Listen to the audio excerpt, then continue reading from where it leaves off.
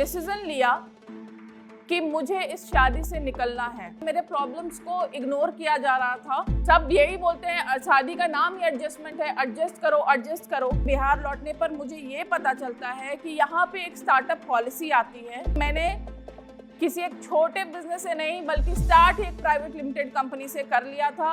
ये वैसी ही बात थी कि आप बैल मुझे मार। तो मुझे ये बोल दिया जाता है कि ये आपकी टेक्नोलॉजी नहीं है, ये आपका इनोवेशन नहीं है। मैंने वहां से ये सोचा बिहार में बनाना है, बिहार के लोगों के लिए बनाना है।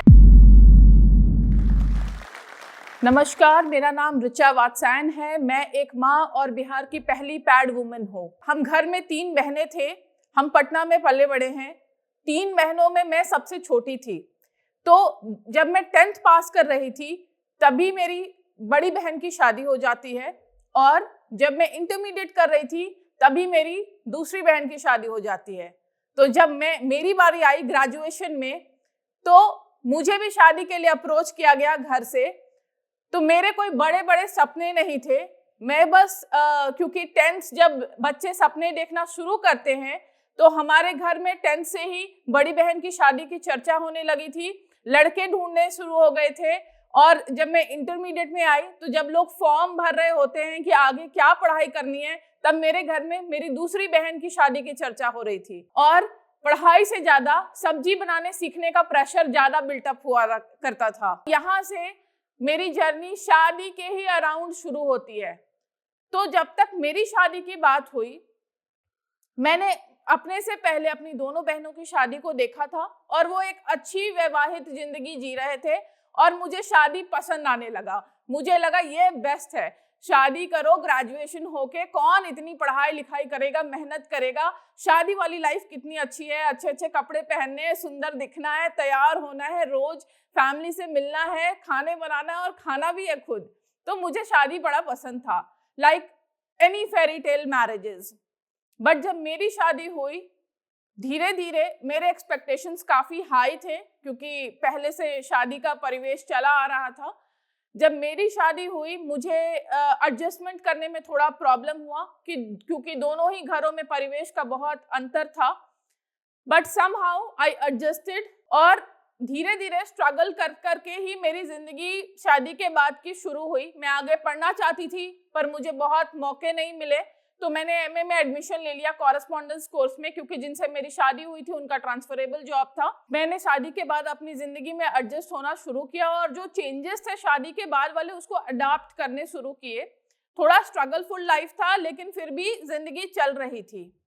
धीरे धीरे जिंदगी चलती गई और मुझे रियलाइज होने लगा कि शादी actually marriages are real, not fairy tale. और मुझे एहसास होने लगा कि शायद ये मैं नहीं हूँ और मुझे कुछ भी अंदर से मैं नहीं फील कर रही थी। तो मुझे धीरे धीरे 2009 में मेरी शादी हो गई थी, जस्ट आफ्टर माय ग्रेजुएशन। मैं बहुत ही होमली लड़की थी। 2014 में मैंने अपने बेटे को जन्म दिया और 2015 में मैंने रियलाइज किया कि मेरे जिंदगी का एक बहुत ही टर्निंग पॉइंट आया जब मुझे सेल्फ रियलाइजेशन हुआ। मेरे बेटे के जन्म के बाद 15 में मैंने एक डिसीजन लिया कि मेरी जिंदगी वैसी नहीं है जैसे मैं चाहती थी, या मैं अपनी जिंदगी से शायद खुश नहीं हूँ। और वो रियलाइजेशन ये था कि मेरी जिंदगी और मेरी माँ की जिंदगी में, जो कि मुझसे 25 साल तो जरूर ही बड़ी होंगी, कोई अंतर नहीं है। 2 दशक के एज का अंतराल होने के बावजूद मैं वही जिंदगी जी रही थी जो उस समय उस वक्त मेरी मम्मी जी रही थी और जीते आ रही थी। वही सेम पैटर्न, कोई बदलाव नहीं। घर, शादी, बच्चा, उसी में ही रहना है। और अपनी सोच अगर रखो तो आपको उतना फ्रीडम नहीं मिलता है कि आप आगे अपने सोच को रख सकते हो। तो यहाँ से इस सेल्फ रियलाइजेशन के साथ मेरी जिंदगी का टर्निंग पॉइंट शुरू होता है। और मैंने 2016 के अंत होते होते तक मैंने एक डिसीजन लिया कि मुझे इस शादी से निकलना है। जब ये डिसीजन मैंने अपने घर वालों को शेयर किया तो होता है ना, कोई पहली बार में तो कोई इस बात को एक्सेप्ट नहीं करेगा क्योंकि सब यही बोलते हैं शादी का नाम ही एडजस्टमेंट है, एडजस्ट करो एडजस्ट करो। बट कितना एडजस्टमेंट करें जब आप अपनी पूरे लिमिटेशंस के साथ जितना भी आप कर सकते थे एडजस्टमेंट कर लिया। आई रियलाइज कि ये मेरे लिए काम नहीं कर रहा है और शायद मैं अगर इसमें और रहूंगी तो मैं नहीं रहूंगी, रिचा नहीं रहेगी। धीरे धीरे 2016 से 17-18 तक में मैंने घर वालों से बात करी, अपने प्रॉब्लम्स बताएं और मेरे प्रॉब्लम्स को इग्नोर किया जा रहा था। शायद मेरे प्रॉब्लम्स मेरे थे, ये मुझे समझ आने लगा। और अगर मैं इसको किसी दूसरे को उम्मीद भी करती हूँ कि वो मेरे प्रॉब्लम को समझेंगे तो मैं बेवकूफ हूँ, मुझे ऐसा फील होने लगा। और वहां से फिर 2018 में मैंने लीगली सेपरेट होने का फैसला किया। 17 में ही मैंने अपनी कंपनी स्टार्ट करी इस डिसीजन के साथ साथ, क्योंकि मुझे लग रहा था कि मुझे अपनी जिंदगी को आगे बढ़ाने के लिए कुछ डिसीजंस और लेने पड़ेंगे और एक मैकेनिज्म डेवलप करना पड़ेगा, एक इकोसिस्टम अपने खुद के लिए डेवलप करना पड़ेगा जहां मैं और मेरा बेटा अपनी जिंदगी अपने बलबूते आगे बढ़ा सकते हैं। धीरे धीरे उस वक्त 2017 में मुझे कंपनी स्टार्ट करने का सी भी नहीं आता था और जीएसटी भी लॉन्च हो चुका था। अब परेशानी और बढ़ चुकी थी।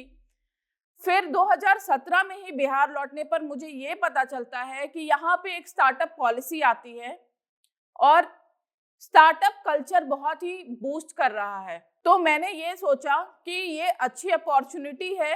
मेरे घर का, मेरा फैमिली बैकग्राउंड बिजनेस का था। मेरे अंदर कॉलेज में ही वो एंटरप्राइजिंग स्किल्स थे जिसको मेरे फ्रेंड्स ने बताया कि रिचा, एक छोटे बच्चे के साथ तुम बहुत कुछ तो नहीं कर सकती हो लेकिन बहुत ज्यादा कुछ कर सकती हो। वहां से मैंने बिजनेस करने का सोचा कि हाँ मैं बिजनेस करूंगी। फिर बिजनेस शुरू कैसे करते हैं उस पर मैंने सोचा कि कैसे शुरू करना है। मैं लोगों से बात करने लगी, धीरे धीरे फ्रेंड्स से बात पूछने लगी। मेरे कुछ फ्रेंड्स बैंक में काम कर रहे थे, मैंने उनसे डिस्कस किया। तो मुझे पता चलता है कि आप या तो एंटरप्राइज खोल सकते हैं या तो फिर एक प्राइवेट लिमिटेड कंपनी खोल सकते हैं, बट जो स्टार्टअप कल्चर है उसमें प्राइवेट लिमिटेड होना बहुत इंपॉर्टेंट है। तो मैंने किसी एक छोटे बिजनेस से नहीं बल्कि स्टार्ट एक प्राइवेट लिमिटेड कंपनी से कर लिया था। ये वैसी ही बात थी कि आ बैल मुझे मार, मुझे कुछ आता तो था नहीं और मैंने एक प्राइवेट लिमिटेड कंपनी स्टार्ट कर ली थी। कंपनी स्टार्ट करने के बाद मैं धीरे धीरे एग्रीकल्चर में काम ढूंढने लगी, एग्रीकल्चर फील्ड में, क्योंकि मुझे एक आइडिया आया था हर्मेटिक स्टोरेज बैग का जो कि इंडिया में काफी नया कॉन्सेप्ट था। तो मैं उस स्टोरेज टेक्नोलॉजी को लेकर बिहार आई, कंपनी स्टार्ट किया और यहाँ से उस टेक्नोलॉजी को एग्रीकल्चर डिपार्टमेंट में जाकर बताना शुरू किया। मुझे काफी अच्छा रिस्पांस मिला। उस प्रोडक्ट के साथ मैं सब्सिडी में आई एग्रीकल्चर डिपार्टमेंट में और एज अ वेंडर बिहार के 38 जिलों में नेटवर्क एस्टैब्लिश किया वेंडर्स के डीलर्स के साथ और पूरे 38 जिलों में मैंने सब्सिडी के अंदर वो प्रोडक्ट को सप्लाई किया। और जिस लड़की को 1 साल पहले तक कंपनी चलाने का सी नहीं पता था, वो 1 साल बाद ही 38 जिले में बिहार में काम कर रही थी और नेटवर्क बिल्ड कर रही थी। मुझे बहुत मजा आने लगा। बेटा भी मेरा ग्रो हो रहा था, बड़ा हो रहा था। उसी समय जब मैं उस कॉन्सेप्ट के साथ स्टार्टअप में जाती हूँ तो मुझे ये बोल दिया जाता है कि ये आपकी टेक्नोलॉजी नहीं है, ये आपका इनोवेशन नहीं है, आप इसको सर्विस प्रोवाइडर के जैसा काम कर रही हैं। मुझे ये बात बहुत बुरी लगी और सच्ची भी थी। तो मैंने वहां से ये सोचा कि मुझे कुछ अपना बनाना है और अपना कुछ स्टैब्लिश करना है, बिहार में बनाना है, बिहार के लोगों के लिए बनाना है और बिहार में जो रॉ मटेरियल है उससे बनाना है। इसी बीच मैं ग्लोबली और सर्वे करने लगी कि क्या किस चीज का स्कोप है और इनोवेशन कहाँ किया जा सकता है, बिहार में क्या गैप है, क्या प्रॉब्लम्स है। मैंने एक आर्टिकल पढ़ा जिसमें मेंस्ट्रुअल वेस्ट के बारे में लिखा हुआ था, जो कि यूनिसेफ के द्वारा वो पब्लिश आर्टिकल था। और उस आर्टिकल को पढ़ने तक मैं खुद सेल्फ अवेयर नहीं थी कि जो सैनिटरी पैड में हर महीने अपने पीरियड के टाइम में यूज कर रही हूँ वो इतना हानिकारक है मेरी बॉडी के लिए, हमारे एनवायरनमेंट के लिए। यहाँ से मेरे इस आइडिया की शुरुआत होती है और बिहार के पैड वुमेन की जर्नी स्टार्ट होती है। मैं उस आर्टिकल को पढ़ने के बाद मैं इतनी ड्रिवन थी कि मुझे इसी फील्ड में कुछ करना है और मुझे मेंस्ट्रुअल वेस्ट को रिड्यूस करने के लिए ही काम करना है। फिर धीरे धीरे मैंने बिहार में देखा कि मैं बिहार में रह के ये कैसे कर सकती हूँ। मुझे आइडिया आया कि मुझे banana fiber, Bihar rank 7th in the country in terms of annual production of banana. Bihar में केला भरपूर है, भरपूर इसकी फार्मिंग हो रही है, और मैं इसके फाइबर जो एक एग्रो वेस्ट मटीरियल है जिसको किसान अपशिष्ट, कृषि अपशिष्ट बोला जाता है, किसान फेंक देते हैं, कैसे मैं उस अपशिष्ट पदार्थ से उनके लिए एक इनकम जनरेट कर सकती हूँ, महिलाओं के लिए एक अच्छा प्रोडक्ट बना सकती हूँ, स्वास्थ्य के लिए अच्छा हो और पर्यावरण के लिए भी अच्छा हो। यहाँ से मेरी जर्नी स्टार्ट हुई और मैं उस प्रोडक्ट को डेवलप करने में लग गई। 2019 में भारत सरकार की तरफ से एक योजना निकली, RKVY रफ्तार योजना, जो कि एग्री स्टार्टअप्स के लिए था। इस वक्त तक मैं थोड़े बहुत काम कर करके अपने प्रोडक्ट का प्रोटोटाइप डेवलप कर चुकी थी, मशीन खरीद चुकी थी, और प्रोटोटाइप मैंने खुद अपने यहाँ ही डेवलप किया, किसी कंपनी से, दूसरी कंपनी से बनाया नहीं, क्योंकि उसमें काफी 1.5 साल की मेहनत लगी मुझे उस प्रोटोटाइप को डेवलप करने में कि आखिर बनाना फाइबर से पैड बनेगा कैसे। जब वो पैड बना और मैंने इस्तेमाल किया खुद, तो मैं अपने काम से तो सैटिस्फाइड थी ही, जब अगल बगल के लोगों को भी दिया, उन्होंने भी मुझे बहुत पॉजिटिव रिस्पॉन्ड दिया और मुझे बहुत हिम्मत आई कि मैं सही डायरेक्शन में जा रही हूँ। तो जब 19 में ये एप्लीकेशन आया, मैंने IIT खड़गपुर में इसके लिए अप्लाई किया, जो कि RKVY रफ्तार योजना थी। मैं वहाँ पे एप्लीकेशन भरती हूँ, मुझे इंटरव्यू के लिए कॉल किया जाता है, मैं खड़गपुर जाती हूँ, IIT खड़गपुर जाती हूँ, और वहाँ मेरी दुनिया अलग एक नए स्टेज पे आती है, क्योंकि IIT पहुँचने के बाद मुझे दुनिया बड़ी दिखने लगी और मैंने वहाँ के बच्चों से बहुत सीखा। वहाँ से ट्रेनिंग लेने के बाद मैं एकदम अर्जुन जैसा फोकस लेके गई थी कि मैं अपना बच्चा छोड़ के आई हूँ 60 दिन के लिए, पहली बार घर से बाहर, मैं इस अपॉर्चुनिटी को जाने नहीं दूंगी और बहुत मेहनत करूंगी। एक प्रोटोटाइप से मैंने और 4 प्रोडक्ट डेवलप किए और वहां पर उस प्रतियोगिता में पहला रैंक लेके आई और 20 लाख का ग्रांट मुझे सैंक्शन हुआ भारत सरकार की ओर से। 2020 में उसी वक्त कोविड आ गया और कोविड के बाद 2020 तक में मुझे बिहार सरकार से भी स्टार्टअप पॉलिसी के अंदर सीड फंडिंग मिल गई। जैसे ही दूसरे कोविड का वेव खत्म होता है, मुझे दोनों ही जगह से पहली ट्रांच की फंडिंग मिल जाती है। मशीन मेरे पास पहले ही था और प्रोटोटाइप मैंने डेवलप कर ही लिया था, अब बारी थी एक्शन की। जैसे ही फंडिंग आती है, मैं ऑन रोल एक्शन में लग जाती हूँ और मैंने लोगों को ट्रेनिंग देना शुरू किया। मैंने कुछ 15 से 20 लोगों को यहाँ पे अपने फैक्ट्री में ट्रेनिंग दिया और वहां से कुछ 10 लोगों को मैंने निकाला जो कि जिनका स्किल पूरी तरीके से डेवलप हो चुका था, जो पैड बनाना सीख चुके थे अच्छे तरीके से, और 10 लोगों के ट्रेनिंग के साथ हमारे पैड सैनिट्रस की जर्नी शुरू होती है।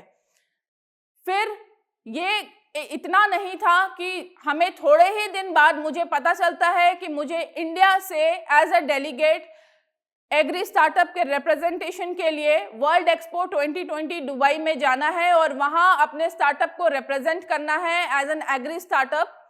वो मेरे लिए एक बहुत ही बड़ी अपॉर्चुनिटी थी, जहां ग्लोबल प्लेटफॉर्म पे उस वर्ल्ड एक्सपो में 193 देश के लोग आए हुए थे और अपने अपने कल्चर को शोकेस कर रहे थे।